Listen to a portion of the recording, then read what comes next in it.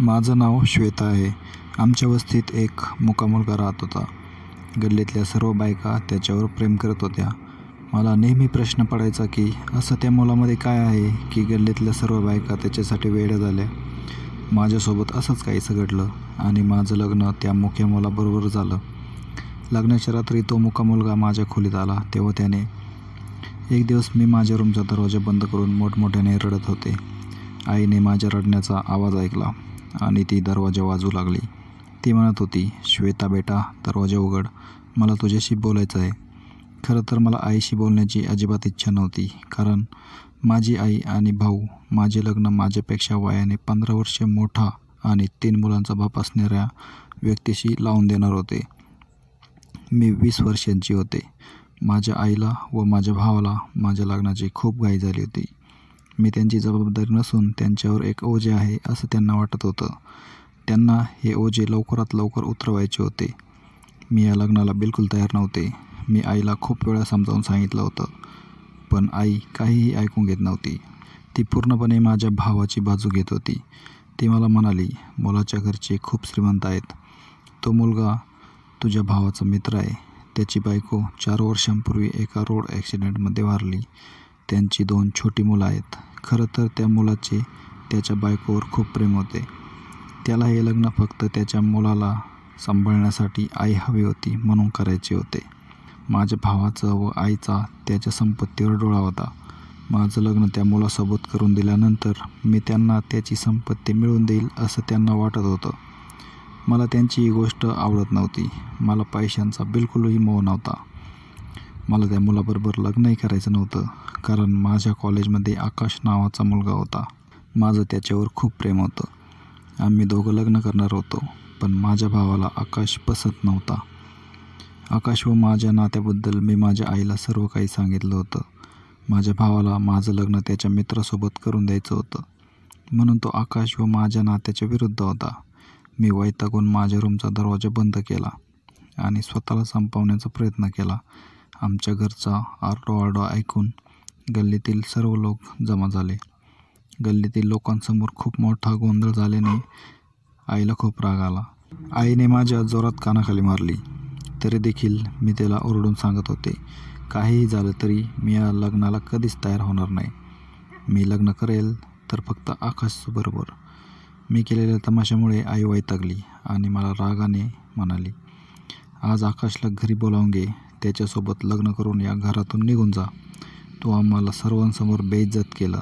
तुला आमची कुठलीही गोष्ट ऐकायची नाही, आमचा आदर ठेवायचा नाही, तर आम्ही तुझं लग्न थाटामाटात करून देऊ शकत नाही. आज माझी मुलगी मेली असं मी समजेल. तुम्ही या घरातून पाठवणी केल्यानंतर पुन्हा या घराचं तोंडही कधी पाहू नको. आईने जेव्हा माझ्या भावाला मी या लग्नाला तयार नाही असं सांगितलं तेव्हा तो म्हणाला, तुझ्या प्रियकराला लवकर बोलून घे आणि आमच्या घरातून तुझं तोंड काळं कर. आजपासून तुझा आणि माझा काहीही संबंध नाही.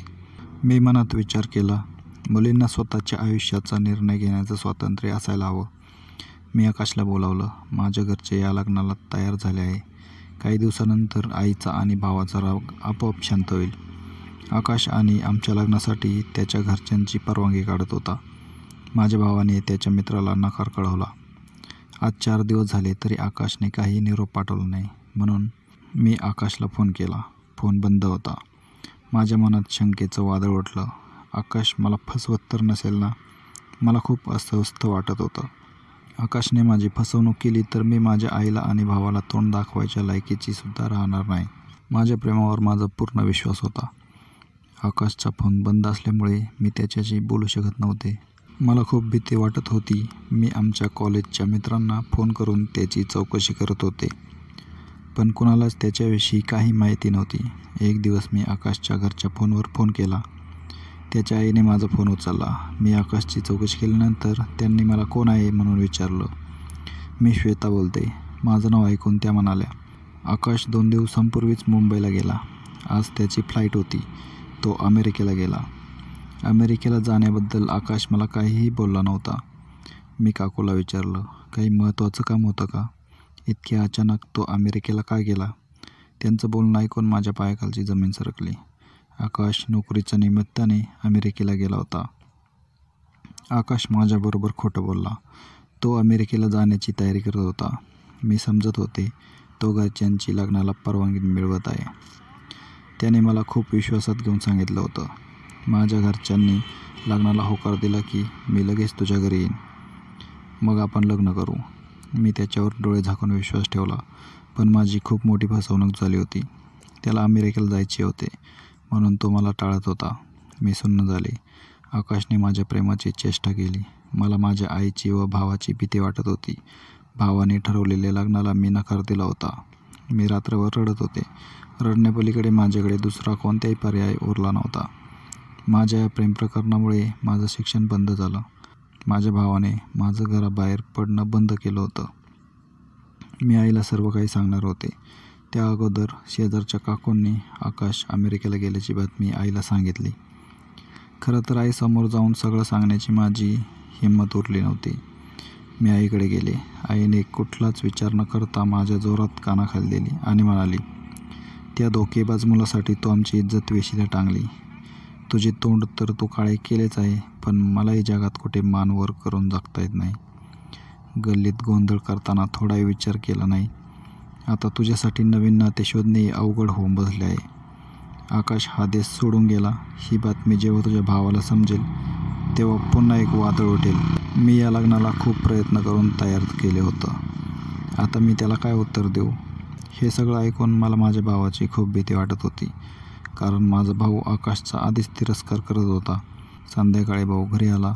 त्याला पाहून माझ्या हृदयाची धडधड वाढली. मी खूप घाबरले. आई म्हणाली, श्वेतासाठी आपण दुसरे स्थळ शोधू. आकाश हा देश सोडून पळून गेला आहे. आईचं बोलणं ऐकून भाऊ खूप चिडला व मला म्हणाला, मला पहिल्या दिवसापासून माहीत होतं तो चांगला मुलगा नाही, पण तुम्ही माझ्यावर विश्वास ठेवला नाही. मी पसंत केलेल्या मुलाशी लग्न केलं असतं तर ती खूप सुखी झाली असती, पण तुम्ही या गोष्टीला तयार झाला नाही. आता या गोष्टीची माझा काहीही संबंध नाही. तिच्याशी माझं काही नातं नाही. आई खूप रडली. भाऊ माझ्याशी खूप दिवसापासून बोलत नव्हता. मी देवाकडे हात जोडून प्रार्थना करत होते, लवकर माझे लग्न जुळून आण. मी एका मुलावर मनापासून प्रेम केलं, पण या गोष्टीची मला खूप मोठी शिक्षा मिळाली होती. माझ्या या वागण्यामुळे नातेवाईकांमध्ये आणि गल्लीत आमची खूप बदनामी झाली. घरातील सगळेच टेन्शनमध्ये होते. एकमेकांशी कोणी बोलत नव्हतं. एक दिवस आमच्या घरी एक मुका मुलगा आला. तो जोरजोरात दरवाजा वाजवत होता. मी दरवाजा उघडला. तो हातवारे करून जेवण मागत होता. मी माझ्यापाशी ताट केलं होतं. ते जेवण मी त्या मुलाला दिलं. उपाशी माणसाला जेवण दिल्याने पुण्य मिळतं असं मी ऐकलं होतं. माझ्या या चांगल्या कामाचे देव मला निश्चितच चांगलं फळ देईल आणि माझ्या लग्नाचा योग जुळून येईल असं मला वाटत होतं. तो मुलगा खूप सुंदर आणि तरुण होता. मी त्याला म्हणाले, तू पण माझ्यासाठी देवाकडे प्रार्थना कर, म्हणजे माझी इच्छा पूर्ण होईल. तो मुलगा इशाऱ्याने खुणवत म्हणाला, मी पण तुमच्यासाठी देवाकडे प्रार्थना करेल. मी त्या मुलासोबत बोलत असताना समोरच्या गल्लीतील एक मुलगी भाजीपाल्यावाडीकडे भाजी घेण्यासाठी बाहेर आली. मी तिला माझ्या मनातील प्रत्येक गोष्ट सांगत होते. ती माझ्याकडे आली व म्हणाली, काय गं, काय करते? मी तिला म्हणाले, मोना, मी या गरीब मुक्या माणसाला देवाची प्रार्थना करायला लावत होते. अशा लोकांची प्रार्थना पूर्ण होते. मोनाला माझ्याबद्दल आणि आकाशबद्दल सर्व माहिती होतं. घरातील वातावरणाचा तिला अंदाज होता. तिला माझा भाऊ खूप आवडत होता. तिला त्याच्यासोबत लग्न करायचं होतं.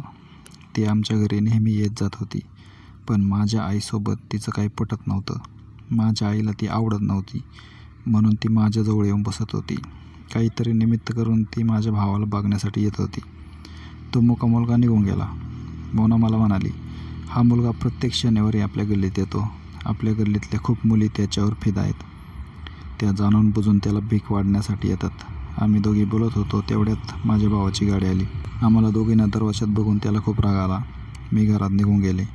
मोना भावाकडे बघत बघत तिच्या घरात गेली. माझा भाऊ माझ्या आईच्या खोलीत गेला. ते दोघं खूप हळू आवाजात बोलत होते. मी दरवाजात उभे राहून त्यांचं बोलणं ऐकत होते, पण त्यांचा आवाज माझ्या कानापर्यंत पोचत नव्हता. मला खूप आनंद झाला. मला खात्री होती माझा भाऊ आणि आई माझ्या लग्नाबद्दल चर्चा करत होते. मी मोनाच्या घरी गेले. मी तिच्या घरून जेव्हा माझ्या घरी येत होते तेव्हा तो मुका मुलगा शेजारच्या गल्लीत दिसला.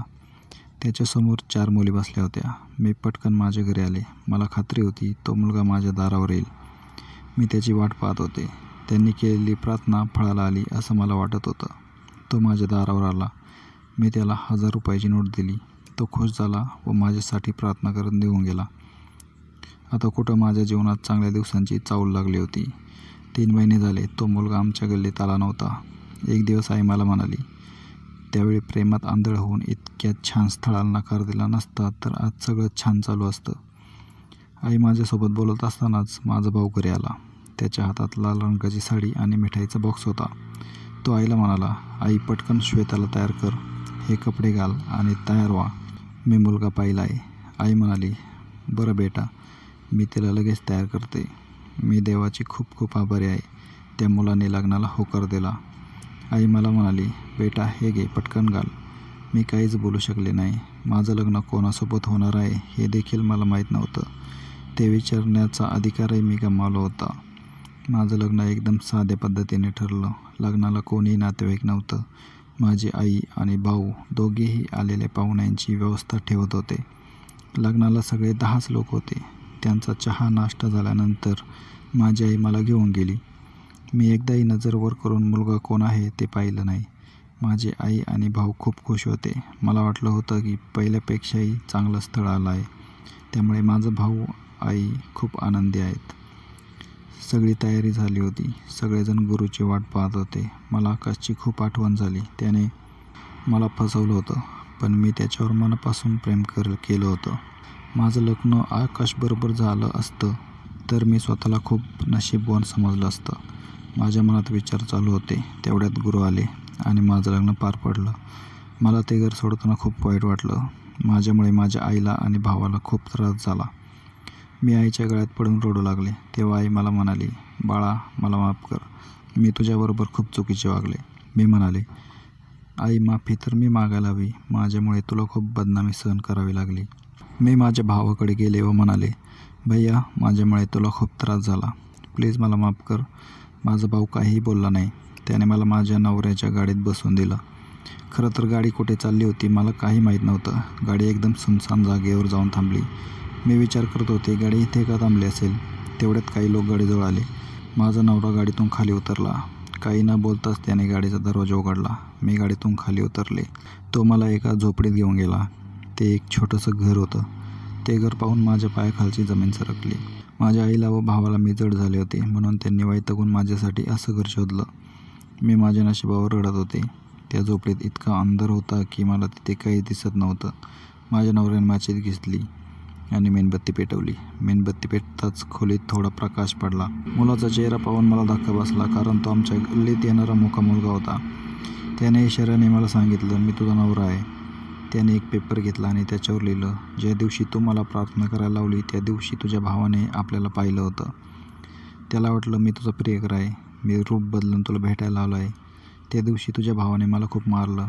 मी त्याला खूप समजावण्याचा प्रयत्न केला, मी तुझा प्रियकर नाही. पण तो माझी एकही गोष्ट ऐकून घेत नव्हता. मला धमकी दिली, तू माझ्या बहिणीसोबत लग्न केले नाहीस तर मी तुम्हाला दोघांनाही मारून टाकेन. मी तुझा जीव वाचवण्यासाठी तुझ्याशी लग्न केलं आहे. त्याचं बोलणं ऐकून मी त्याचे आभार मानले. माझा जीव वाचवण्यासाठी त्याने माझ्याशी लग्न केलं हेच माझ्यासाठी खूप होतं. मी त्याला माझं सर्वस्व मानलं आणि त्याच्यासोबत आनंदाने राहत होते. पण मी मनात एक निश्चय केला होता की मी माझ्या भावाच्या आणि आईच्या घरी परत कधीही जाणार नाही. काही दिवसानंतर माझी आई आणि भाऊ मला भेटायला माझ्या घरी आले. मला झोपडीत पाहून माझ्या आईच्या आणि भावाच्या डोळ्यात पाणी आलं. आई म्हणाली, मला माहीत नव्हतं तुझ्या भावाने तुझं लग्न कोणासोबत ठरवलं. तू इतक्या छोट्या घरात कसं राहणार. मला माझी चूक कळाली. मी तुला आता इथे एक क्षणभरही राहू देणार नाही. चल आमच्यासोबत. आईचे शब्द ऐकून मला भरून आलं. मी आईला म्हणाले, आता हेच माझं घर आहे. ते सोडून मी कुठेही जाणार नाही. ज्या घरात माझ्या शब्दांवर कुणीही विश्वास ठेवला नाही त्या घरात मला परत यायचं नाही. आई आणि माझा भाऊ निघून गेले. माझ्या नवऱ्याला खूप आनंद झाला. तू माझ्या गरिबी संसारात खूप खुश आहे हे ऐकून मला खूप आनंद झाला. माझा नवरा मजुरीचं काम करून मला खूप खुश ठेवत होता. एक दिवस तो कामावर गेला होता तेव्हा घराबाहेर एक भिकारी आला. त्याला वाढण्यासाठी माझ्याकडे काहीही नव्हतं. त्याला रिकाम्या हाताने पाठवायचं नाही म्हणून मी एक चपाती त्याला वाढली. मी जेव्हा घरातून बाहेर आले तेव्हा त्या भिकाऱ्याला पाहून आश्चर्यचकित झाले. तो आकाश होता. मला पाहून तो खूप रडू लागला. माझी माफी मागू लागला. ज्या दिवसापासून मी तुला फसवलं त्या दिवसापासून माझी उलटी गिनती चालू झाली आहे. मी तुझा गुन्हेगार आहे, मला माफ कर. मी त्याला माफ केलं नाही. घराचा दरवाजा लावून घेतला. आकाश म्हणाला, जोपर्यंत तू मला माफ करत नाही तोपर्यंत मी इथून हलणार नाही. मला त्याचे तोंड देखील पाहण्याची इच्छा नव्हती. तो दारात बसलेला असताना माझा नवरा घरी आला. त्याने माझ्या नवऱ्याला सर्व काही सांगितलं. माझ्या नवऱ्याने त्याला घरात आणलं आणि मला त्याला माफ करायला सांगितलं.